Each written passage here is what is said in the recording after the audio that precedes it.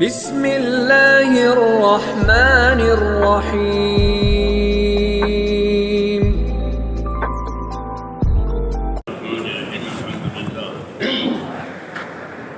میرے پیارے بھائیوں،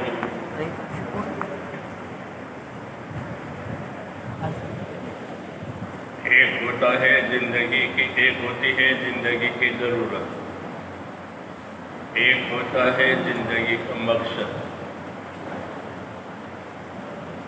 یہ دونوں کے درمیان میں آدمی کی زندگی گزرتی ہے۔ حاجت زندگی، مقصد زندگی۔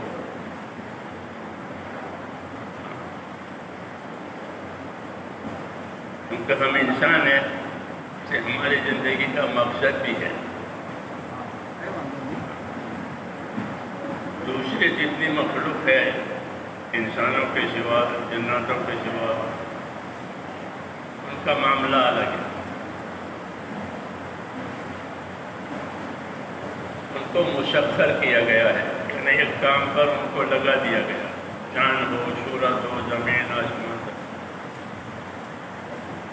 ان کو یہ خدمت دی ہے، وہ اپنی خدمت کرے، اس کو تشریح کہتے ہیں۔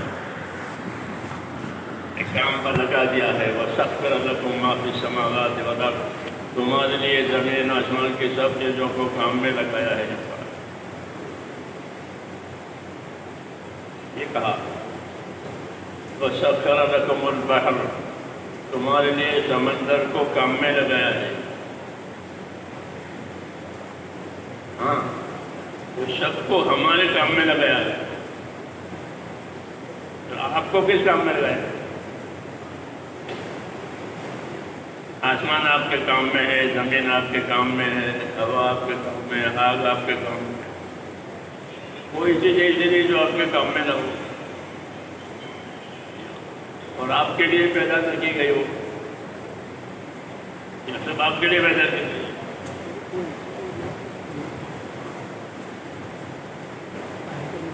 یہ تو اللہ تعالیٰ کا انعام اور اکرام کہلاتا ہے کہ اللہ نے سب چیزوں کو آپ کے لیے پیدا کیا۔ وَلَقَدْ كَرَّمْنَا بَنِي آدم، ہم نے آدم کے اولاد کا اکرام کیا۔ آدم کے اولاد کا ہم نے اکرام کیا ہے، اللہ کہہ رہے ہیں۔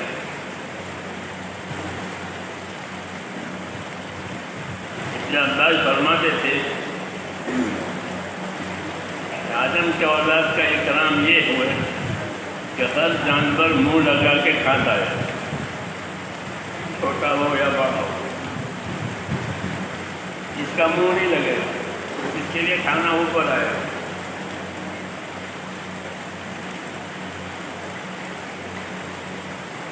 اس کا منہ نہیں لگے گا، اس کا اکرام کیا ہے۔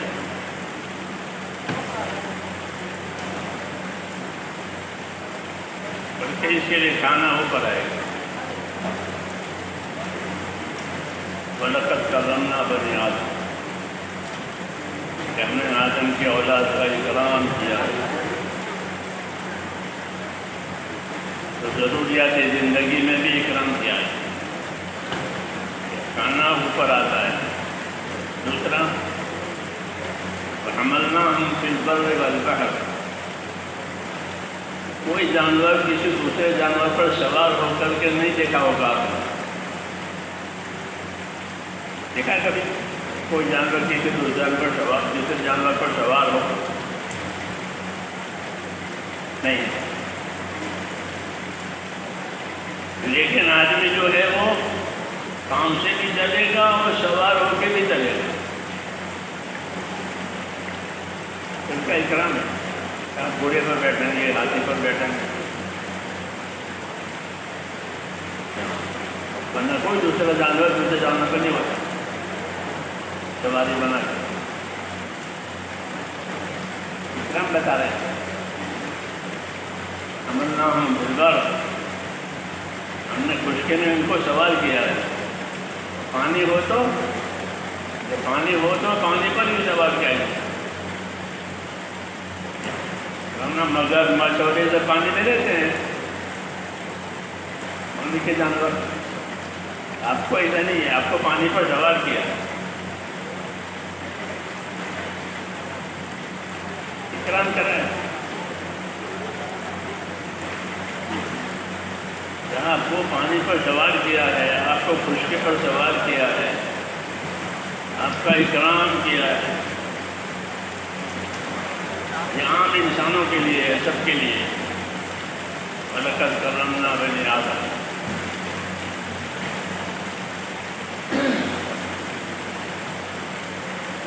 اور اصل چیز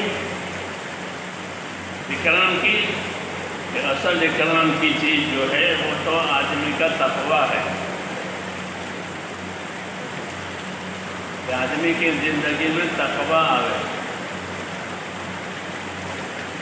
إِنَّ أَكْرَمَكُمْ عِندَ اللَّهِ أَتْقَاكُمْ.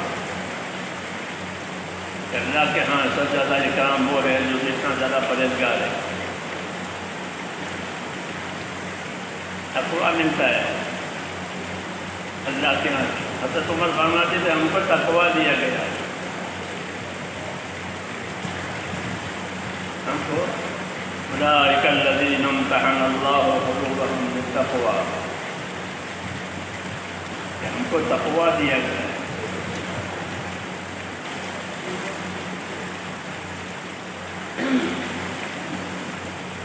اس لیے اللہ سے تقویٰ مانگنا چاہیے. اللہم انی اسألک الہدی والتقی. کہ اللہ ہم کو تقویٰ دے، کہ تقویٰ ساری بھلائیوں کی جڑ ہے. تقویٰ ملاک الحسنات. کتبہ پڑھتے ہیں جرمان. تقویٰ ملاک الحسنات. تقویٰ ساری نیکیوں کی جڑ، ساری نیکیوں کی ماں. جتنا دل میں تقویٰ ہوگا اتنی زندگی نیکی بن جائے گی. دو لائنیں ہیں، ایک تقوی کی لائن کی ہے، ایک فسق کی لائن کی. انسانی زندگیوں میں دونوں طاقت ہیں. متقی بھی بنے گا، فاسق بھی بنے گا. آدمی متقی بھی بنے گا، پرہیزگار بنے گا، اور فاسق باجی بھی بنے گا. فَأَلْهَمَهَا فُجُورَهَا وَتَقْوَاهَا. اس کے اندر دونوں طاقتیں رکھی ہیں کہ اعلیٰ درجے کا فاسق فاجر ہو جائے، انسان سے بھی آگے نکل جائے، اور اعلیٰ درجے کا مستقیم ہو جائے، پرہیزگار پابند ہو جائے. یہ طاقتیں رکھتی ہیں. اللہ تعالیٰ نے رسولوں کو اس لیے بھیجا ہے کہ جو طاقت منفی ہے اس کو دباوے. ختم تو نہیں کرنا ہے، دبانا ہے. اور جو طاقت مثبت اور کام کی ہے اس کو بڑھانا ہے. اس لیے نبیوں کی محنت سے آدمی میں تقویٰ پرہیزگاری پیدا ہوتی ہے. ایک خاص اثر ہے اس کا، ایک خاص اثر ہے کہ دعوت کی محنت سے آدمی میں تقویٰ ملتا ہے. تو سمجھو کہ کام نے اثر کیا ہے. جیسے دوا اثر کرتی ہے تو جو غلط اثرات زندگی کے ہیں وہ ختم ہو جاتے ہیں بدن میں سے، اور صحیح اثرات قائم ہوتے ہیں. دوا کا یہ اثر ہوتا ہے کہ بدن کو جن چیزوں کی ضرورت ہے وہ آتی ہے، اور جو نقصان دینے والی چیز ہے وہ نکل جاتی ہے دوا کی وجہ سے. پھر بدن اپنا کام کرنے لگتا ہے. ایسے ہی میرے دوستوں دین کی محنت اور دین کی دعوت کا یہ اثر ہے کہ اگر یہ سب چیز، یہ محنت صحیح ہوئی اور ہضم ہوئی تو جو چیزیں غلط تھی وہ نکل جائیں گی، نکل جائے گی. ہاں محنت صحیح ہونی چاہیے. جسے دوا ہوتی ہے تو دوا کو آپ نے دیکھا ہوگا، دوا کیا کرتی ہے کہ دوا کا اثر وہاں جاتا ہے جہاں درد ہوتا ہے. یہ قاعدہ ہے کہ داڑھ میں درد ہے، آپ نے گولی کھائی تو پیٹ میں گئی،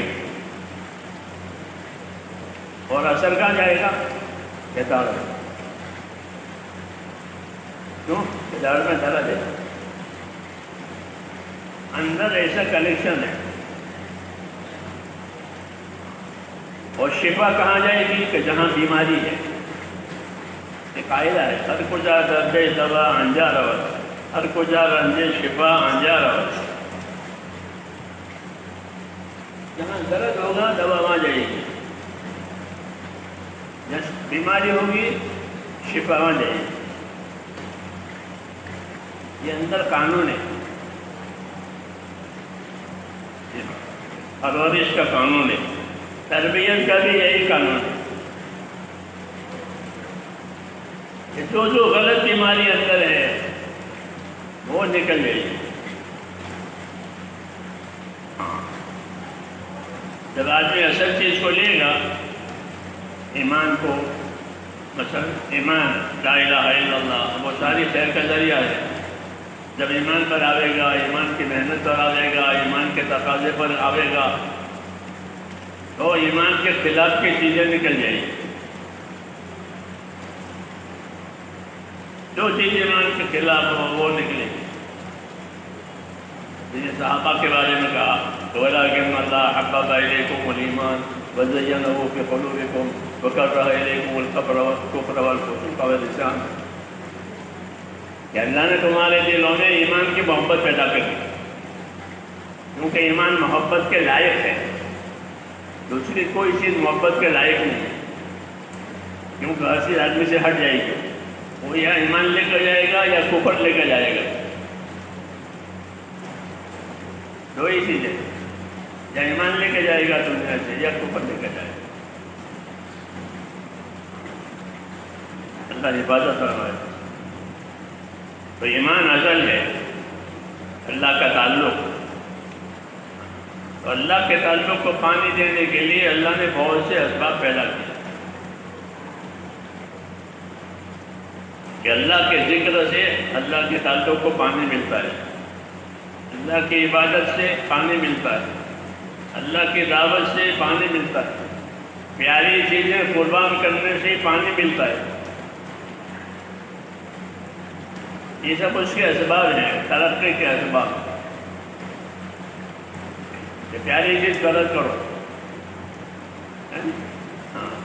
تو بھلائی پاؤ گے. جو پیاری چیز دل میں محبت لے کر بیٹھی تھی وہ نکل جائے گی، اور اس کی جگہ اللہ کی محبت، اللہ کے حکموں کی محبت آئے گی. ورنہ اللہ صاحب فرماتے تھے کہ ہماری محنت سے دلوں میں اللہ کے حکموں کی محبت آ گئی. نماز کی محبت، ذکر کی محبت، تلاوت کی محبت، خرچ کرنے کی محبت، یہ پیدا ہوگا. جی ہاں، ایمان کے راستے کی چیزیں اس کی محبت پیدا ہوگی. اس لیے ہم کو دیکھنا ہی ہے کہ ہمارے اندر یہ چیزیں پیدا ہوئی نہیں ہوئی. کہ ایمان کے راستے سے ایمان کی تمام چیزیں اچھی لگتی. آدمی کو آرام اچھا لگتا ہے کہ آرام ملے، راحت ملے. لیکن آرام راحت میں ملے گا، آرام راحت میں رہے گا تو زندگی کا مقصد حاصل نہیں ہوگا. فائدہ ہے زندگی ایک مقصد کے لیے ہے، وہ آرام راحت سے نہیں ملتی، بلکہ آرام راحت کو قربان کرنے سے ملتی ہے. اور اللہ کو پسند آتا ہے جب وہ اپنے آرام راحت، اپنے تقاضے چھوڑ دیتا ہے اور جو تقاضے اللہ نے دیے وہ پورے کرتا ہے تو اللہ فخر کر کے دیکھو میرے بندے. آدمی لحاظ میں سے نکل جاتا ہے اور نماز میں کھڑا ہو جاتا ہے رات کو، اللہ بچوں کے دیکھو میرا. ہاں سردی بھی ہے، سب کچھ ہے، لیکن نکل گیا اور وضو کر کے کھڑا ہو گیا. یہ چیزیں اللہ تعالیٰ کو پسند آتی ہے، اور یہی ترقی کے اسباب بھی ہوتے ہیں کہ جو چیز اللہ تعالیٰ کو پسند ہو وہ زندگیوں میں آئے. اور یہی بات اللہ دیکھنا چاہتے ہیں. حدیث شریف میں ہے کہ ان اللہ یحب ان یری علی عبدہ اثر نعمتہ، اللہ یہ پسند کرتے ہیں کہ میرے بندے کو میں نے جو نعمت دی ہے اس کا اثر اس پر ہو۔ یہ بات حضور صلی اللہ علیہ وسلم نے اس وقت فرمائی تھی، ایک آدمی میں اللہ کجالا آپ کی خدمت میں حاضر ہوا،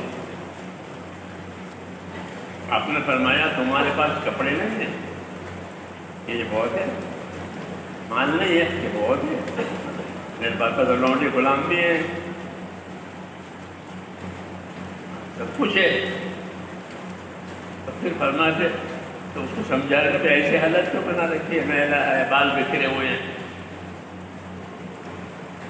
اور یہ فرمایا کہ ان اللہ یحب ان یری علی عبدہ اثر نعمتہ، کہ اللہ یہ پسند کرتے ہیں کہ جو نعمت بندے کو ملی ہے اس کا اثر بھی اس کے اوپر ہو، یہ نہیں اس کو باندھ کر کے اس کو رکھے اور اس کا کوئی اثر اس کی زندگی پر نہ ہو، یہ بات پسند نہیں ہے۔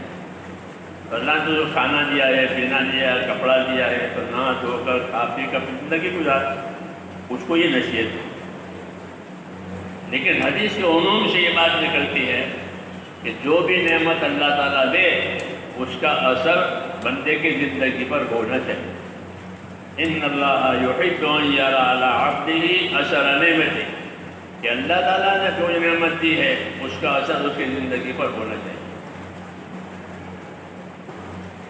اب سوال یہ کہ ہم کو اللہ تعالیٰ نے دین دیا ہے، تو دین سے بڑی تو کوئی نعمت ہے نہیں، اور دین بھی پورا دیا ہے، وَأَتْمَمْتُ عَلَيْكُمْ نِعْمَتِي، پورا نعمت پورا دین دیا، اس نعمت کا ہم پر اثر کیا ہونا چاہیے؟ جیسے اسی تو کھانا دیا ہے تو کھاؤ، کپڑا پہنو، دھلے دھلائے رہو، میں نے کچھ نہیں لاؤ، اس کو تو سمجھا۔ اسی اصول کے ماتحت میرے بھائیو یہ ہے کہ اللہ نے جس کو جو نعمت دی ہو اس نعمت کا اس کے اوپر اثر ہو۔ میری بات سمجھ میں آ رہی ہے؟ میں سیلوں کی بات نہیں کر رہا ہوں، یہ تو یہ کریں گے،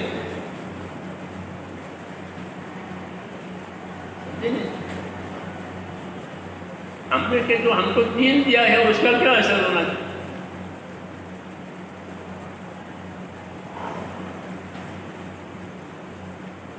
یہ دوا بھی ہے، یہ غذا بھی ہے۔ مریض کو دونوں چیزیں چاہیے، دوا بھی چاہیے اور غذا بھی چاہیے۔ بیماری ہے تو بیماری کی غذا، تندرست ہے تو تندرستی کی غذا۔ بیماری میں بیماری کا کھانا ہوتا ہے، دونوں چیز چاہیے، ہم کو دونوں چیز چاہیے۔ مجھے کہنا ہے کہ اللہ تعالیٰ نے ہم کو یہ دیا ہے تو اس کا اثر ہم پر کیا ہونا چاہیے؟ ان اللہ یحب ان یری علی عبدہ اثر نعمتہ، کہ اللہ یہ چاہتے ہیں کہ میں نے بندے کو کوئی نعمت دی ہے تو اس کا اثر اس کی زندگی پر ہونا چاہیے۔ تو ہم کو اللہ نے یہ دیا ہے تو اس کا اثر کیا ہونا چاہیے؟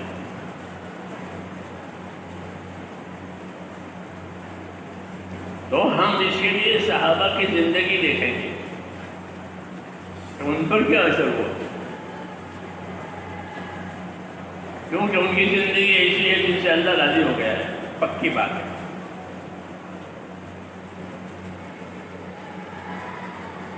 تو ان کی زندگی پر اس کام کا یہ اثر ہوا کہ سب سے بڑی فکر ان کے اندر اپنی آخرت کی ہو گئی۔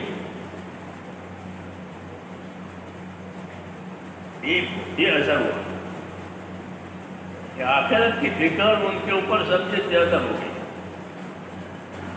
اور وہ کہتے تھے کہ انما ہممنا الآخرہ، کہ ہمارے عزائم، ہماری ہمتیں، ہمارے ارادے آخرت بنانے کے ہیں۔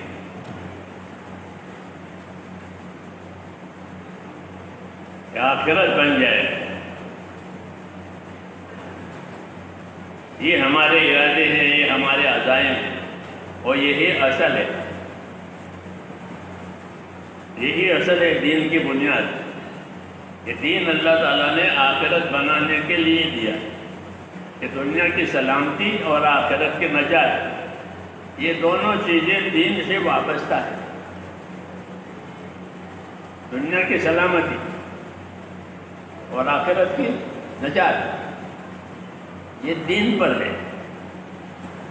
اس لیے دین ایسا لیا جائے گا اور اتنا لیا جائے گا کہ دنیا میں سلامتی آئے اور آخرت میں نجات ملے. ایسا دین لیا جائے گا. یہ مقصد ہے اس دعوت کا. کوئی وقتی چیز نہیں ہے. جو چیز ہم میں ہے وہ تو طریقہ کار ہے. طریقہ کار ہوتا ہے مقصد کار کے لیے. سمجھے نہیں؟ طریقہ کار وہ مقصد کار کے لیے ہوتا ہے. میری بات سمجھ میں آ رہی ہے؟ دیکھو زمین سے اصل مقصد تو کچھ لینا ہے زمین سے. تل بونے والا تل لے گا, کپاس بونے والا کپاس لے گا, گند بونے والا گند. یہ ہے اصل زمین سے لینا ہے. اس لینے کے لیے بہت سے کام کیے جاتے ہیں. پانی دیتے ہیں, کھاد دیتے ہیں, غیر ضروری چیزوں خود سے زمین صاف کرتے ہیں, رکھوالی دیوار اور ہاں یہ سب کرتے ہیں تاکہ وہ اصل چیز مل جائے, پیداوار. باقی سب طریقہ کار ہے. اصل وہ پیداوار لینی ہے جو کوئی ہے. سمجھ آئی نا بات؟ باقی طریقہ کار ہے. طریقہ کار اس لیے ضروری ہے تاکہ وہ چیز حفاظت میں رہے. اگر طریقہ کار نہیں ہوگا تو وہ اس کی حفاظت نہیں ہوگی.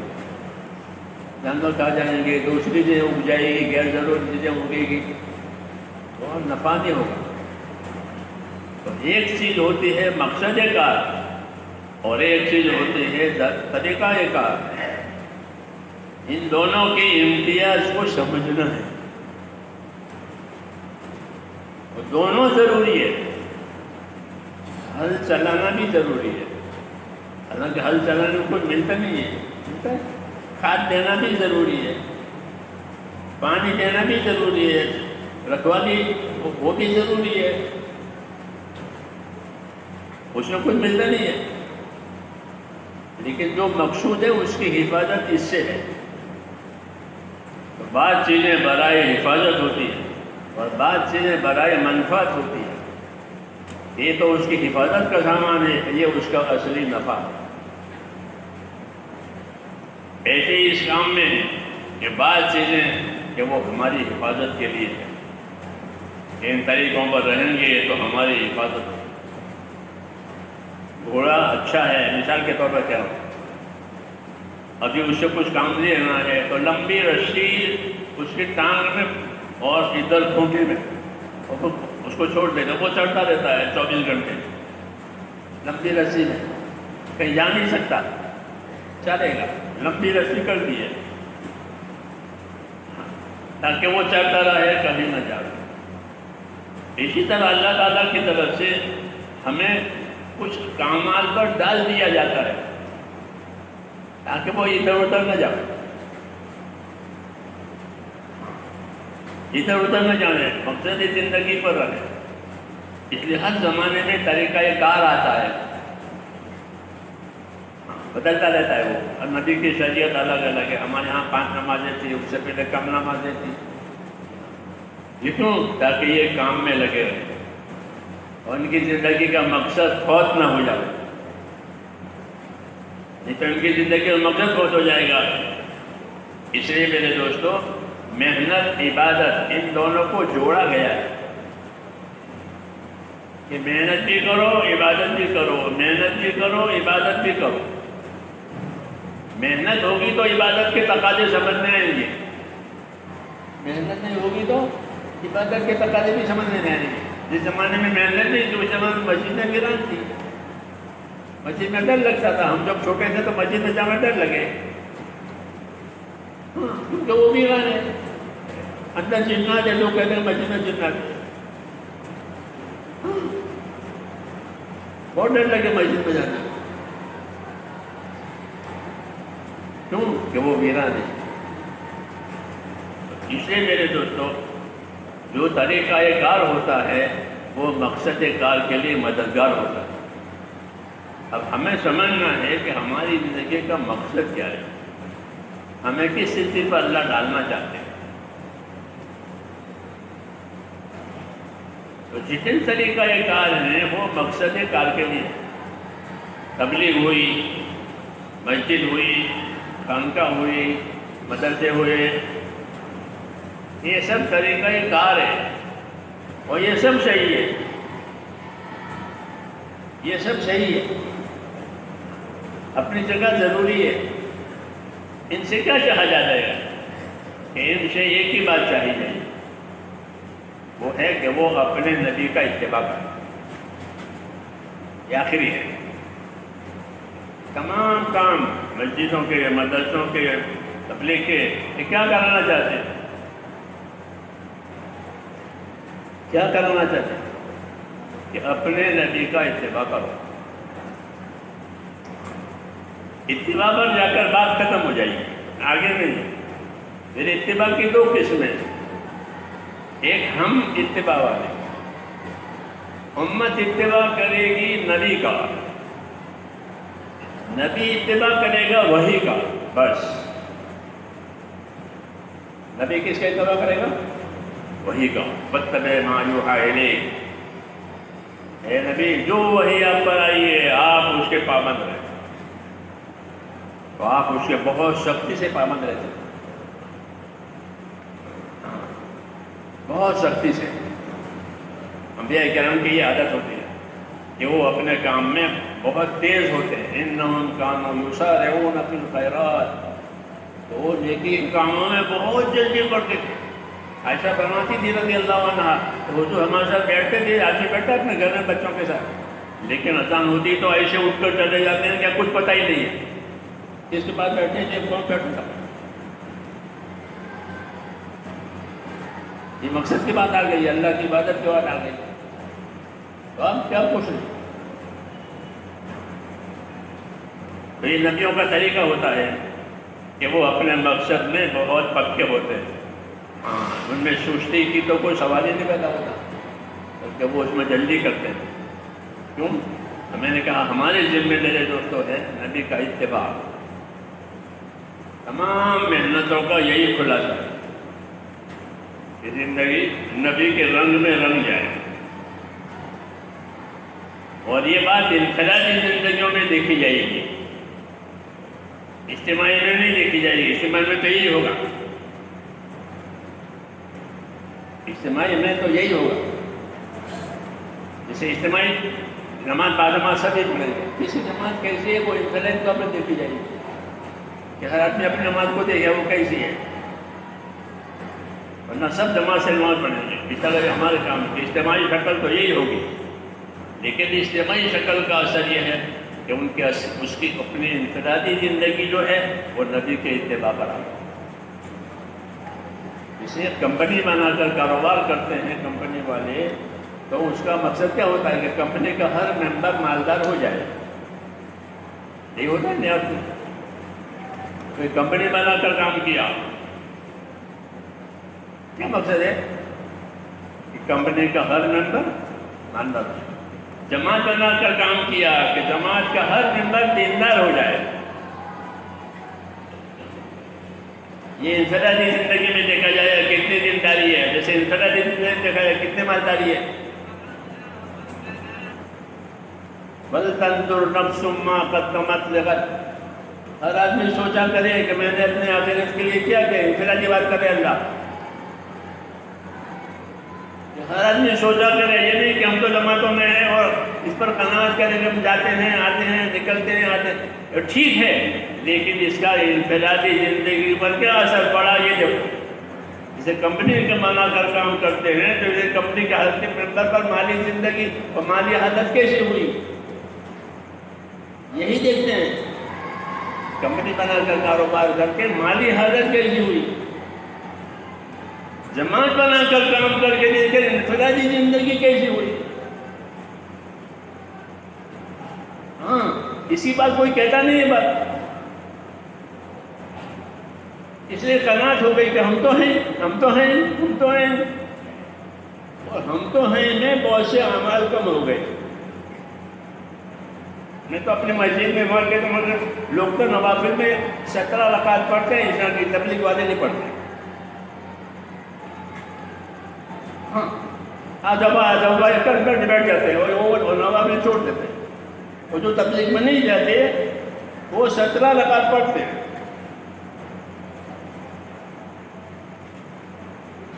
الٹا جو ہوا صحابہ کرام کی عبادتوں کو بھی دیکھنا ہے. جیسے ان کی دعوت کو، ان کی قربانیوں کو دکھلاتے ہو تو ان کی عبادتوں کہ وہ اصلی اثر عبادت کے لیے پیدا کیا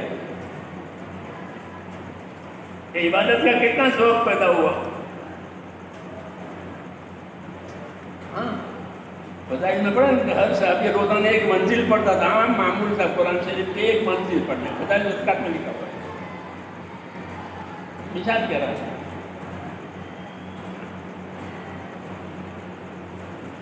تو یہ میرے دوستو ہماری محنت کا اثر ہے جو اللہ دیکھنا چاہتے ہیں. ان اللہ یحب ان یری علی عبدہ اثر نعمتہ، کہ اللہ تعالیٰ یہ پسند کرتے ہیں کہ میں نے جو نعمت ان کو دی ہے اس کا اثر ان کی زندگی پر ہو. جیسے اس آدمی سے حضور اللہ نے کھانا پینا پہننا اوڑھنا دیا ہے تو اس کا اثر تو دکھاؤ، اللہ کو کھاؤ پیو پہنو. ہم کو میرا اللہ نے ایک کام دیا ہے تو ہماری انفرادی زندگیوں میں اس کا اثر ہونا چاہیے. اجتماعی میں تو ہے حالانکہ جتنی اجتماعیتیں ہیں وہ انفرادیت کو پوچھنے کے لیے ہے. اس انفرادیت کو کھوٹ میں ڈالنے کے لیے کوئی اجتماعیت نہیں ہوتی. آپ نے اس پر غور کیا ہوگا. کلاس بنا کر پڑھاتے ہیں لڑکوں کو، کلاس بناؤ جماعت بناؤ. ایک ایک کو نہیں پڑھاتا، پڑھاتے کلاس 10ویں کلاس 12ویں کلاس مدرسوں میں بھی. کیونکہ یہ وہ اجتماعیت ہے جو انفرادیت کو نفع دے. ورنہ ایک لڑکا کیا پڑھے گا. جیسے نبیوں کا طریقہ ہے کہ جماعت سے رہو مل کر کرو، اجتماعیت سے کرو، کہ اس کا نفع محفوظ بھی رہتا ہے اور زیادہ بھی ہوتا ہے. اس لیے ہم کو یہ کام دیا گیا ہے جماعت کے ساتھ. لیکن اصل اس کا اثر زندگیوں میں یہ آئے کہ ہماری زندگی جناب رسول اللہ صلی اللہ علیہ وسلم کی طریقوں پر آئے. یہ اس کا انفرادی اثر ہے. میں نے کہا کہ کمپنی بنا کر کمانے کا معنی یہ ہے کہ ہر ممبر ماکار ہوتا ہے اور کچھ نہیں. ہاں کلاس بنا کر پڑھانا کہ ہر طالب علم اور ہر جوان ہمارا لائق بن جائے. تو جتنی اجتماعیتیں ہیں میرے دوستو وہ انفرادیت کو پوچھنے کے لیے، انفرادیت کو ترقی دینے کے لیے. ہماری محنت کی بھی یہی غرض ہے کہ ہماری محنت سے اجتماعی محنت اس لیے کرائی جاتی ہے کہ ماحول بنے.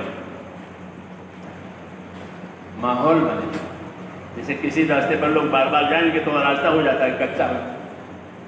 جس زمانے میں کچی زمینیں تھیں تو لوگوں کے آنے جانے سے وہاں راستہ بن جاتا تھا. یہی راستہ جنگل میں کیونکہ لوگ آگے جاتے ہیں. تو مجمع کے کام کرنے سے ایک ماحول بنتا ہے، ایک راستہ بنتا ہے، قاعدہ ہے. اس لیے ہم کو مجمع کے ساتھ رہ کر کے کام کرنے کو حکم دیا ہے. مجمع کے ساتھ رہو، جماعت کے ساتھ رہو.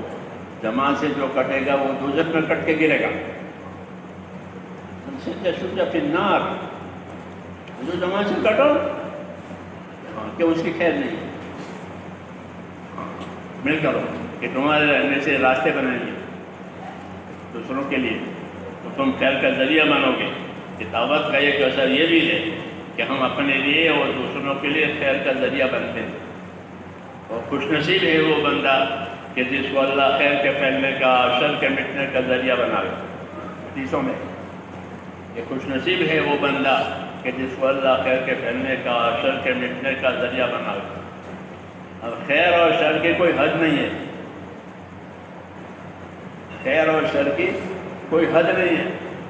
حدیثوں میں کہ ساری خیر جنت پر جا کر ختم، وہاں ساری خیریں، اور سارا شر جہنم پر جا کر، یہ سب بڑھتے بڑھتے کہا کہ جہنم، سارا شر وہاں ہے، ساری خیر یہاں ہے۔ کیا مطلب ہے کہ کام کرتے کرتے اپنے آپ کو جہنم سے بچا کر جنت میں لے جاؤ، وہ اصلی منزل ہے، وہ اصلی منزل ہے۔ وَمَنْ زُحْزِحَ عَنِ النَّارِ وَأُدْخِلَ الْجَنَّةَ فَقَدْ فَازَ، کہ جو جہنم سے بچایا گیا، جنت میں پہنچ دیا گیا، وہ کامیاب ہو گیا۔ یہ کامیابی کا معیار ہے۔ ہاں، کہ جہنم سے بچا کر کے اللہ نے جہنم سے بچا کر جنت میں پہنچا، یہی اصل ہے۔ اسی کی تمنا میں، اسی کے آرزو میں، اسی کے امید میں کام نہیں کرنا چاہیے کہ اللہ جہنم سے نجات دے اور جنت میں پہنچا دے۔ جی ہاں، اس لیے کہتے ہیں کرتے رہو اور چلتے رہو، بڑھتے رہو۔ جی ہاں، حضرت جی فرماتے تھے لگے رہو، کہ جو پھل لگا رہتا ہے وہ پک کر کے کام کا ہو جاتا ہے، اور جو کٹ گیا وہ تو سب جڑوں میں نکل جائے گا، تو وہ کٹا ہے، اس لیے کوئی اس کام سے نہ کٹے، کوئی اسے نہ کٹے، اپنے آپ کو نہ کاٹے، بلکہ لگا رہے، پھر اس کی ترقی ہوگی، چھوٹا تھا تو بڑا ہو جائے گا، پھر ہر رنگ بدلے گا، پھر اس کی خوشبو بدلے گی، پھر مزہ بدلے گا، پھر لوگ اس کو درجہ دیں گے کہ یہ تو فورین جانے والی کوالٹی ہے۔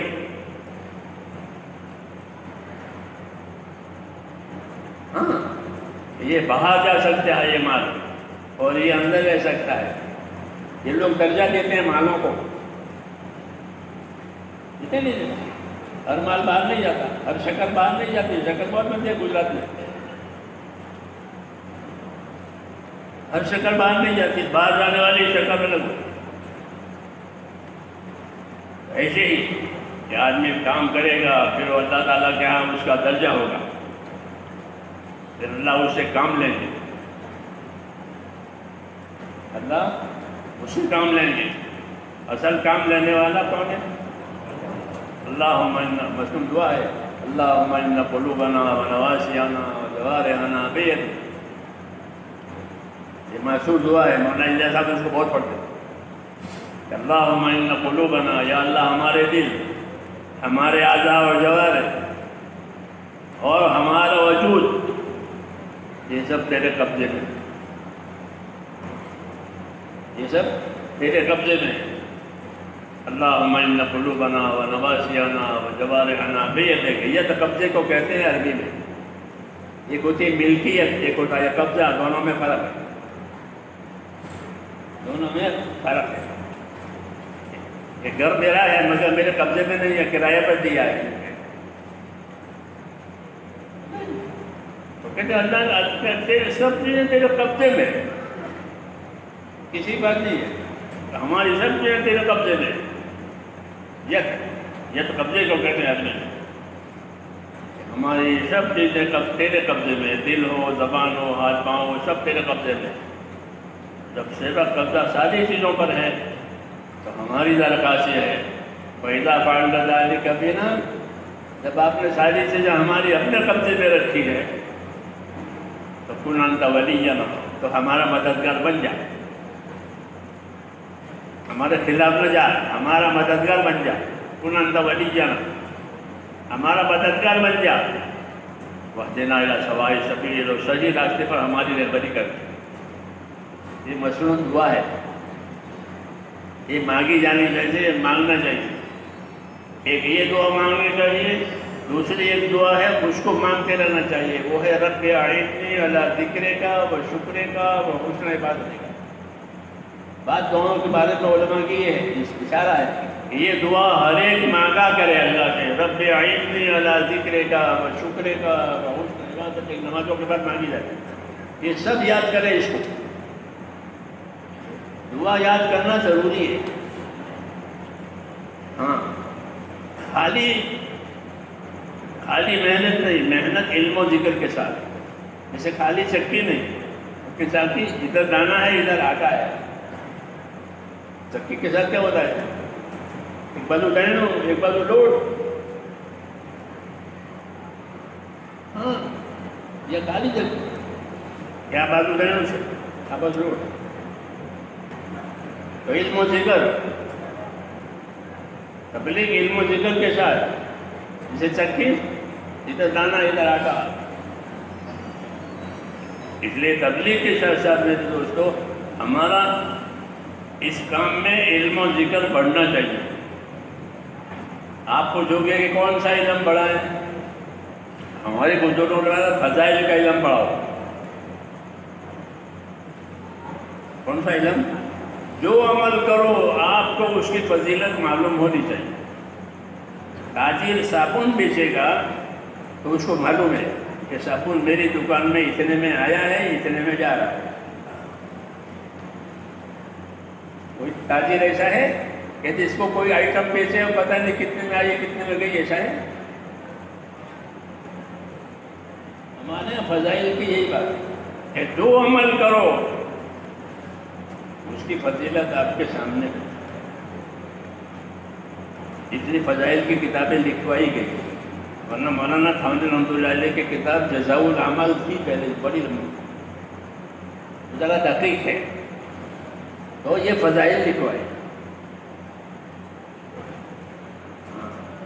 فضائل کا مطالعہ کریں فضائل کو پڑھیں فضائل کو سنائیں تو اس سے علم و ذکر زندہ ہوگا. یہی طریقہ ہے. جو عمل کرے اس کو معلوم کہ مجھے اس عمل پر اللہ یہ دے گا. یہ مقصد ہے فضائل کا اور علم و ذکر کا یہ مقصد ہے. اس سے کیا ہوگا کہ تازگی آئے گی. جس آدمی کو نفع ملتا ہے تو اس کا کاروبار میں اس کو ترقی ہوتی ہے. وہ خود بھی اس کے حوصلے بڑھتے ہیں کیونکہ کمائی آ رہی ہے. ایسے یہاں کہ سب فضائل سے ایک تو یقین بنے گا کہ اللہ اس پر یہ دینے والے ہیں اور پھر وہ اس کو کمائے گا فضائل سے تو اس کا حوصلہ بڑھے گا. سوتے ہو کیوں کہ مختلف اعمال ہم کو دیے ہیں اس کے فضائل بیان کیے گئے. فضائل کے دھیان کے ساتھ دعوت ہے. دعوت فضائل کے دھیان کے ساتھ. جب فضائل کے دھیان کے ساتھ دعوت دیں گے تو جذبات بنتے رہیں گے. اس پر اللہ یہ دے گا اس پر اللہ یہ دے گا اس پر اللہ یہ دے گا. ایک گلاس پانی پلایا کہ غلام آزاد کرنے کا ثواب ملے گا. پانی پلایا غلام آزاد کرنے کا ثواب. فضائل اس لیے فضائل کا علم عام صحابہ کے پاس تھا. عام صحابہ اپنے کام کے فضائل جانتے. فتاوا سب نہیں جانتے تھے. فتاوا دینے والے خاص لوگ تھے. انہیں کو حکم تھا فتوا دینے کا تو سب کو نہیں. یہ صحابہ کے زمانے میں تھا. یہ لوگ فتوا دیں گے سب لوگ فتوا نہیں دیں گے. لیکن فضائل سب کے پاس ہے. جیسے ہر تاجر اپنے آئٹم کا نفع نقصان جانتا ہے ایسے ہر مسلمان اپنے عمل کی فضیلت جانے کہ مجھے اس پر کیا ملے گا. یہ دعا میں نے پڑھی ہے تو اس پر مجھے کیا ملے گا. بات دعا پڑھنے کی ہوتے بات کرنے پر لوگ دعا کے وہ دعا نہیں ہوتے وہ کلمات پڑھنے کے ہوتے. اس کے پڑھنے پر کیا ملے گا. پڑھ لیا کہ صبح گھر سے نکلے تو گھر سے نکلنے کی دعا پڑھی. روز نکلتے ہیں گھر میں سے روز داخل ہوتے ہیں گھر میں تو گھر میں سے نکلتے وقت دعا پڑھی. مثلاً دعا بسم اللہ توکلت علی اللہ ولا حول ولا قوت الا باللہ. مشکل ہے بولو. تو پھر یہ اس کو سب اس کو اپنے من میں لانا مشکل نہیں ہے. ہاں تو کیا ملے گا کہ فرشتہ کہے گا اودیتا اور کفیتا و وقیت کہ تجھ کو ہدایت ہو گئی. جی ہاں. اور تو جس کام کے لیے ہو جا رہا ہے وہ کام ہو گیا اور تیری حفاظت ہو گئی. کیوں؟ یہ دعا پڑھی. دعا کا اثر ہے. یہ دعا مان کر بسم اللہ توکلت علی اللہ ولا حول ولا قوت الا باللہ، مشکل نہیں ہے، لیکن انعام یہ ہے کہ سنت ہے، جس سنت پر عمل کرنے سے ہی ملے گا کہ تیری حفاظت ہو گئی، جس کام کے لیے جا رہا ہے وہ کام ہو گیا اور رکاوٹوں سے تیری حفاظت ہو گئی۔ اب کیا چاہیے؟ اور کیا چاہیے؟ آدمی کسی کام کے لیے کوئی رکاوٹ نہ آئے، کام ہو جاوے، یہی تو وہ کہ وہی فریضہ وہی بات کر رہا ہے، اور یہ پکی باتیں ہیں، یہ پکی باتیں ہیں، اللہ رسول کے وعدے ہیں، یہ جو یہ پڑھے گا اس کا ہی ہو جائے گا۔ اس لیے میرے دوستوں یہ چیزیں اپنے اندر پیدا کرنی ہیں، یہ چیزیں اپنے اندر پیدا کرنے ہیں۔ خالی نقل و حرکت مقصود نہیں ہے، جیسے چکی کی خالی نقل و حرکت نہیں، اس طرح ہل خالی زر کھیتنا یہ مقصود نہیں ہوتا، بلکہ نقل و حرکت کے ساتھ کچھ اور بھی ہوتا ہے، دانا بھی ہوتا ہے، آٹا بھی ہوتا ہے، ایسا ہل بھی ہوتا ہے، کچھ بویا بھی جاتا ہے، کاٹا بھی جاتا ہے۔ ہماری دعوت کے ساتھ یہ چیزیں ہو کہ علم و ذکر ہو، یہ جو چیزیں حضور صلی اللہ علیہ وسلم نے بتائی ہے وہ ہماری زندگیوں میں آ گئی، اس کو اتباع کہتے ہیں۔ یہ کام اس کی اصلی غرض ہی یہی ہے، ایک ایک مسلمان کی زندگی حضور صلی اللہ علیہ وسلم کے اتباع والی ہو جائے۔ مولانا اجازت صاحب کے ملفوظات میں یہی لکھا ہے کہ لوگوں کو کہاں لے جاؤ گے کہ ہم حضور صلی اللہ علیہ وسلم کے اتباع پر لے جائیں گے، اور کہیں نہیں لے جانا۔ یہ اپنی زندگی میں اپنے نبی کا اتباع کرنے والی بات ہے، اجتماعی طور پر بھی، انفرادی طور پر بھی۔ حضور صلی اللہ علیہ وسلم اجتماعی طور پر اپنے صحابہ کے ساتھ جاتے تھے، اللہ کے راستے تھے، وہ کام کرتے تھے، لمبے لمبے سفر بھی کرتے تھے، پیدل بھی چلتے تھے۔ یہ سب سنتیں ہیں کہ وہ بھی کرنی ہے، اور اپنی انفرادی زندگی یا اپنی انفرادی زندگیوں کو بھی رسول صلی اللہ علیہ وسلم کے طریقوں پر لانا، پھر دیکھنا دعوت کا کیا اثر پڑتا ہے۔ مولانا فرماتے تھے اگر ہمارا کام صحیح چلا تو 700 سال پہلے کا اسلام آئے گا،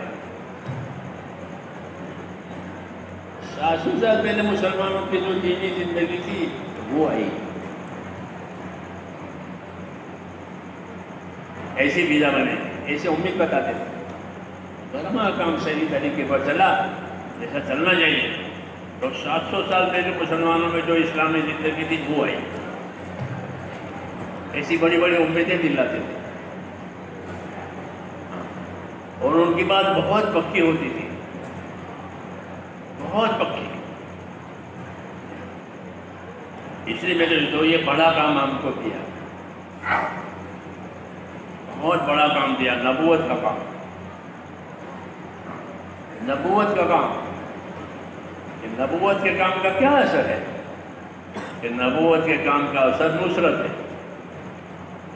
قاعدہ ہے کہ جب لوگ نبوت کا کام کریں گے خدا ان کی مدد کرے گا،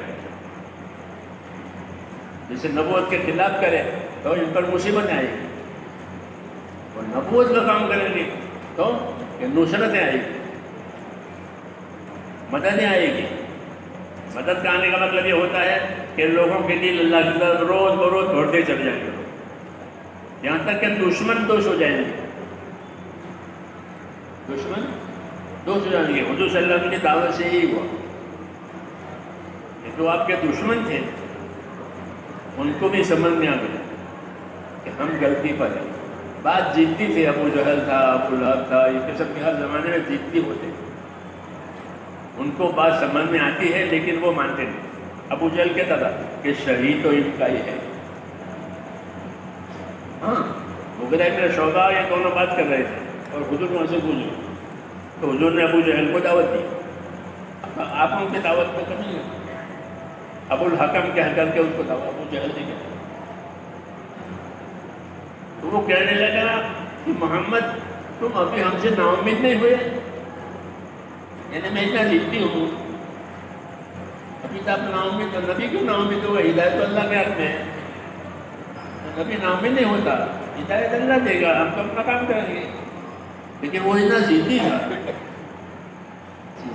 کہتا صحیح تو ان کا ہی ہے۔ جب حضور مغیرہ بن شعبہ آپ کرتے کہ صحیح تو ان کا ہی ہے مگر چلنے نہیں دینا ہے، ایسے بھی لوگ ہوتے ہیں کہ صحیح تو ہے مگر چل لیں گے لیکن ان کے نہیں چلیں گے. ہاں وہ ایزائیں دیں گے, رکاوٹیں لائیں گے. تو حضور صلی اللہ علیہ وسلم کو ابو جہل کی طرف سے بہت بوجھ تھا. جب اسے مرنے کی خبر آئی تو آپ نے شکر ادا کیا کہ ابو جہل مرا, اللہ کا شکر. رکاوٹ کرے وہ کرتا بھی نہیں تھا, کرنے بھی نہیں دیتا. تو ہوتا ہے ایسا. ابو بکر رضی اللہ پر مسلمہ کا بولتا, مسلمہ یہ حضور کے بعد پیدا ہوا تھا. وہ اپنے آپ کو نبی کہتا تھا اور اسے بہت سو کو گمراہ کیا تھا. جی ہاں, اور ایک مورچہ بنا دیا ابو بکر پر ان کا بوجھ. جب وہ مرا تو ابو بکر نے فوراً سیدھا شکر ادا کیا, ہمارا روڑا ہٹ گیا. تو بعض لوگ روڑے بنتے ہیں, جی ہاں, اور بعض لوگ مددگار بنتے ہیں. دنیا ہے, دونوں قسم کے لوگ ہوں گے, لیکن کام تو کرنا ہی کرنا ہے. روڑا آوے تو, رکاوٹ آوے تو, اس کا نام استقامت ہے. اس لیے ہمارے کام میں دو چیزیں ضروری ہیں. ایک استقامت,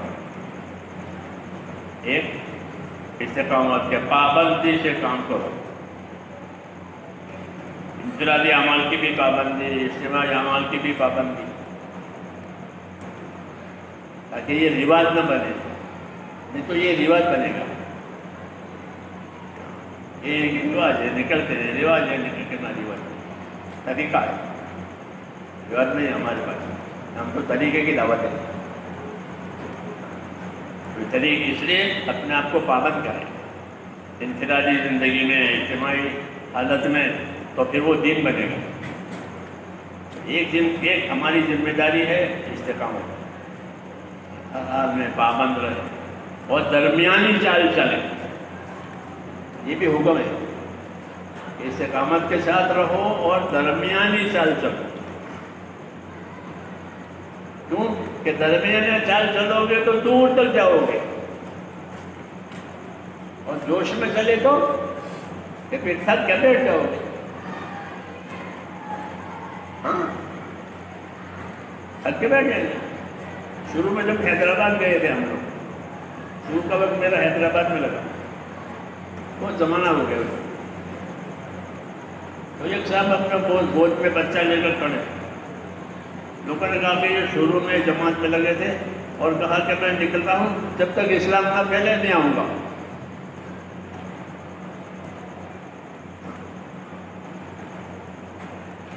پھر کیا ہوا, کیا نہیں جاتے یہ بچہ گود میں. دیکھو یہ بہت پہلے زمانے کی بات ہے. تو ایسے بھی ہوتے ہیں کہ جوش میں بالکل ہوش ہی نہیں ہے کچھ قدم. ایسا نہیں ہے, بلکہ حدیث القصد تبلغ, درمیانی چال چلا کرو, درمیانی چال چلا کرو تاکہ منزل تک پہنچ جاؤ. ہاں, اور جوش میں یہ صحیح تک کے چھوڑ دیں. جوش بھی نہیں ہونا چاہیے اور سستی بھی نہیں ہونی چاہیے. اگر سستی ہوئی تو پیچھے رہ جائے گا, جوش میں ہے تو تھک جائے گا. یہ دونوں چیزیں نہیں ہونی چاہیے کہ سستی نہ ہو. سستی کس کو کہتے ہیں؟ پلنگ پہ پڑا رہا ہے, انگڑائیاں لیتا رہا ہے, اس کو سستی نہیں کہتے. عربی کا لفظ ہے کسل, اور کسل کا یہ معنی, سستی کا یہ مطلب بتایا ہے کہ سستی اس کو کہتے ہیں کہ آدمی ہے, سمجھدار ہے, ذمہ داری ہے, ذمہ داری کو سمجھتا بھی ہے, ذمہ داری پورا کرنے کا موقع بھی ہے, اور نہیں کرتا. نہیں کرتے, اس کو سستی کہتے ہیں. سستی کو کہتے ہیں کہ پلنگ پر پڑا رہے نا, ایسا نہیں. کیونکہ آدمی ہے, سمجھدار ہے, ذمہ داری ہے, ذمہ داری کو سمجھ بھی رہا ہے, ذمہ داری پوری کرنے کا موقع بھی ہے, اور پھر بھی نہیں کرتے. یہ کیا ہوا, اس کو سستی کہتے ہیں. یہ کتابوں میں لکھا ہے, کتابیں پڑھا کرو, پڑھے لکھے ہو, کتابیں پڑھو. حضرت ملفوظات میں ہے, یہ کتابیں دیکھا کرو. کیوں کہ علم تو کتاب سے ملے گا یا صحبت سے ملے گا اور راست ملے گا. تو کسی عالم کی صحبت میں رہو, وہ بتائیں گے وہ یہ نہیں ہے تو پھر کتابوں میں صحیح چیز ملے گی. تو سستی ایشو کہتے ہیں. موقع ہے, ذمہ داری ہے, سب کچھ ہے, اور نہیں جماعت سے نماز پڑھ سکتے ہیں, نہیں پڑھ. کیوں سستی ہے, انسان میں سستی. سستی کا کیا اثر ہوگا کہ سستی کا اثر محرومی. سستی سے کوئی غریب نہیں ہو جائے گا. سستی کا اثر محرومی. جو فضیلت اس کو ملتی تھی اہتمام کرنے سے, وہ فضیلت اس کو نہیں ملے گی. اب یہ فضیلتوں سے محروم ہے. یہ سستی کا اثر ہے. سستی کا اثر محرومی. جیسے حضور صلی اللہ علیہ وسلم سستی سے پناہ مانگتے تھے کہ اللہ مجھے سستی سے محفوظ رکھ. اسے میں نے کہا کہ ہمارے کام میں استقامت ہے. کیا ہے؟ جو کام شروع کیا ہے اور اپنے ذمہ لیا ہے اسے موت تک لے جائیں گے. وَلَا تَمُوتُنَّ إِلَّا وَأَنْتُمْ مُسْلِمُونَ اے مطیعون. کہ تمہاری موت اس حالت میں آوے کہ بات مانتے مانتے مانتے مر گئے. یہ آخری بات یہ کرنا ہے. یہ مزاج ہمارا بنانا ہے کہ جس کام کو اپنے ذمہ لیا ہے اس کو صحیح ترتیب کے ساتھ, سنت کے ساتھ آخر تک کرنا ہے. استقامت, کیونکہ خاتمے کا اعتبار ہے. اس کا اعتبار ہے خاتمے میں کیا ہوا. انما العبرۃ بالخواتم, خاتمے کا اعتبار ہے. اس لیے میرے دوستوں اس کو آخر تک لے جانا. توفنی مسلما والحقنی بالصالحین. دعا مانگی یوسف علیہ السلام نے کہ خاتمہ میرا اچھا ہو. نبی ہے, نبی ہے, میرا خاتمہ اچھا ہو کہ مجھے موت دے اس حال میں کہ تیری بات مانتے مانتے میری موت آوے. توفنی مسلما والحقنی بالصالحین, اور موت دے کر مجھے اپنے نیک بندوں میں ملا دے. یہی ہمارا بھی یہی مقصد ہے کہ کام استقامت کے ساتھ کریں, اصولوں کے ساتھ کریں, تاکہ اندر تقویٰ آئے. جتنے اصولوں کی پابندی ہوگی اتنا اندر تقویٰ آئے گا. تقویٰ کی وجہ سے جتنی غلط چیزیں ہیں وہ زندگی میں سے دھیرے دھیرے دھیرے نکل جائیں گی. نیتوں میں اخلاص آئے گا, نیتوں میں اخلاص آئے گا. کیونکہ لگے رہنے, ایک تو صحبت سے اخلاص آتا ہے, مخلصین کی صحبت میں رہنے سے اخلاص آتا ہے, اور مخلصین کی صحبت نہیں ملی ہے تو اپنے عمل میں لگے رہنے سے اخلاص آئے گا. اب مطلب کسی صحبت نہیں ملتی, اٹھ جاتے ہیں بزرگ لوگ, تو اب کیا راستہ ہے کہ اپنے عمل پر قائم رہو. اللہ کے جو میرے طرح ایک بارش میرے قریب آئے گا میں اسے ایک ہاتھ پر بڑھوں, جو ایک ہاتھ قریب آئے گا میں 2 ہاتھ پر, تو اللہ اپنا قرب دیں گے, یعنی اخلاص دیں گے. ایک اخلاص صحبت سے آتا ہے, ایک اخلاص اپنے آپ کو پابند کرنے سے آتا ہے. جیسے پھل لگا رہے تو وہ اپنے حد پر پہنچ جاتا ہے, قیمت اس سے بڑھ جاتی ہے, اور ٹوٹ کے گر گیا تو کوئی قیمت نہیں. اس طرح آدمی اپنے عمل سے کٹ گیا, عمل چھوڑ دیا, ہو گیا, اور لگا رہا تو پک کر کے جب وہ پھل ساری دنیا میں جاتے ہیں.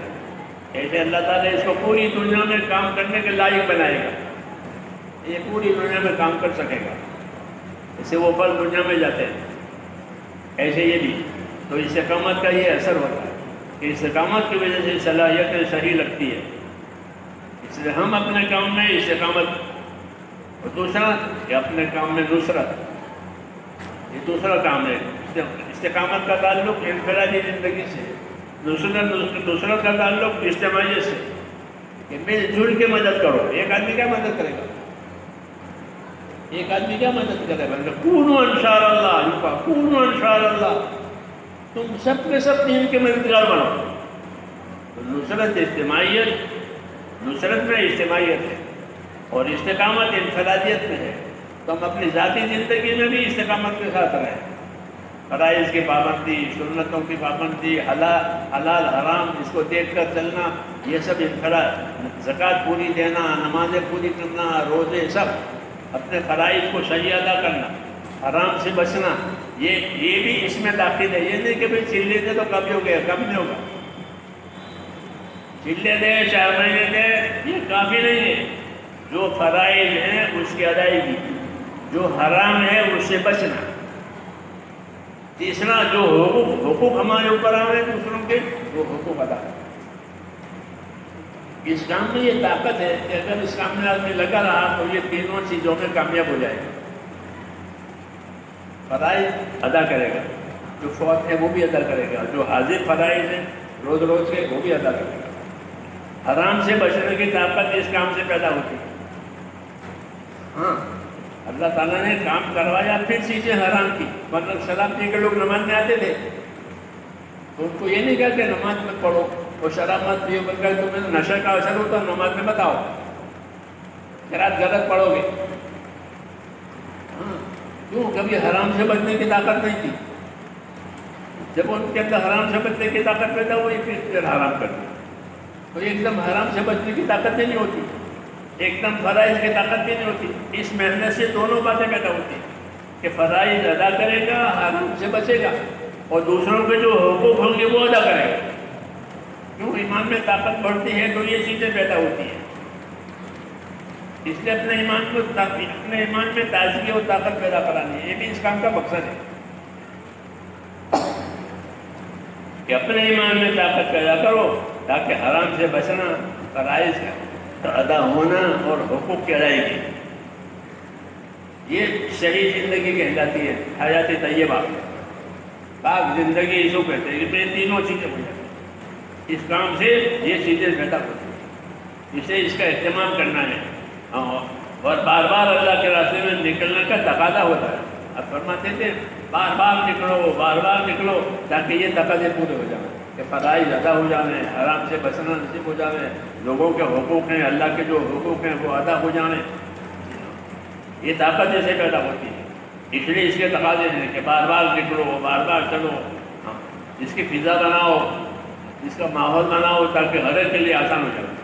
ماحول بنتا ہے تو ہر ایک کے لیے آسان ہو جاتا ہے، اسے ماحول بنانا ہے، نقل و حرکت کے ذریعے سے ماحول بنتا ہے، اس لیے تقاضے پیدا کیے جاتے ہیں۔ اور سنت یہی ہے کہ جو ذمہ دار حضرات ہیں وہ تقاضے پیدا کریں گے اور باقی حضرات جو ہیں وہ تقاضے پورے کریں گے۔ نبی تقاضے پیدا کرتا ہے، امت جو ہوتی ہے ان کے سامنے وہ تقاضے پورا کرتا ہے۔ وہ جو مجھے فلاں کام کے لیے کون تیار ہے، اس میں آپ کے پاس آیا کہ اس کام کے لیے کون تیار ہے، تو آدمی کھڑا ہو جاتا ہے کہ میں کھڑا ہوں۔ یہ آدمی تقاضے آنے گے، تقاضے دینے والے تقاضے رکھیں گے، بھائی اس کام کے لیے کون تیار ہے، تو ان تقاضوں کو اوڑھنا ہے۔ ان تقاضوں کو اوڑھنے کا نام نصرت ہے، نصرت۔ ان تقاضوں کے اوڑھنے سے نصرت ہوگی، یعنی پانی پہنچے گا۔ نصرت کے معنی پانی دینے کے ہیں کہ جہاں سوکھا ہے وہاں پانی پہنچے گا، یا دین نہیں ہے وہاں دین پہنچے گا، تو نصرت وجود میں آتی ہے۔ یہ ہمارا طریقہ ہے۔ اس لیے جو تقاضے رکھے جائیں ان تقاضوں کو اپنے طاقت کے مطابق اوڑھنا ہے۔ شیطان ڈراتا ہے، شیطان ڈراتا ہے، ایک تو ڈرانے کا کام کرتا ہے، دوسرا کام یہ کرتا ہے کہ پیچھے ڈالنا کہ ابھی نہیں، بعد میں کریں گے، آج نہیں کل کریں گے، حج کے بعد کریں گے، عید کے بعد کریں گے۔ یہ تصویر کہ یہ بھی نہ ہو، بہانے بھی نہ بنائے جائیں۔ یہ طاقت ہے اور بہانے بنانے، حضرت نے فرمایا حضور صلی اللہ علیہ وسلم نے کہ بہانے بناؤ گے تو بہانے سچ ہو جائیں گے۔ میں بیمار ہوں، بیمار نہیں ہے تو اب بیمار ہو جائے گا، جی ہاں، بہانے نہ بناؤ، اگر بہانے بناؤ گے تو بہانے سچ ہو جائیں گے۔ بہانے نہیں بنانے، اتنی طاقت ہے، اپنی ہمت کے مطابق اس کو اوڑھنا ہے اور اللہ سے مدد مانگ کر کے کام کو کرنا ہے۔ کریں گے انشاءاللہ۔ آپ بتاؤ جو تقاضے پورے رکھے جانے اسے بتاؤ اور پورے کرو، کون تیار ہے؟